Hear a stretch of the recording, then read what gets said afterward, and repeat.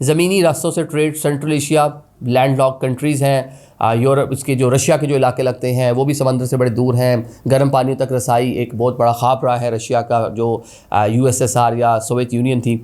अब जनाब ट्रेड के ज़रिए उनसे भी मुंसलिक करने का फ़ैसला किया गया था। इस साल जून के जुलाई के महीने में पहले एक डेट आई, फिर उसको ताख़ीर का शिकार हुई, फिर जुलाई के महीने में ट्रेन ने जाना था लेकिन वो ट्रेन रवाना ना हो सकी। जनाब इसे पाकिस्तान से चलना था, यहाँ से ईरान जाना था, तुर्कमानिस्तान जाना था, कज़ाकिस्तान से होते हुए इसने जनाब जो रशिया है उधर दाखिल होना था। ओस्ट्राखान एक वहाँ का शहर है जहाँ पर इसका आखिरी कहने के डेस्टिनेशन होना था।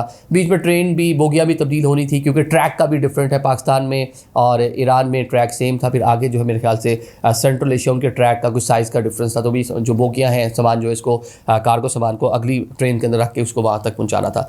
ये एक बड़ी पेशरफ थी, सेंट्रल एशिया तक आपकी अजनास को वहाँ तक रसाई मिलनी थी, चमड़े का सामान, ज़रिए अजनास यहाँ से बहुत सारी हमने वहाँ भेजनी थी। वहाँ से जनाब जी मुख्तलिफ जो फूड आइटम्स बताया जाता है, प्रोसेस्ड फूड जो है वो यहाँ से आना था। लेकिन ये मामला बिल्कुल कटाई का शिकार हो गया।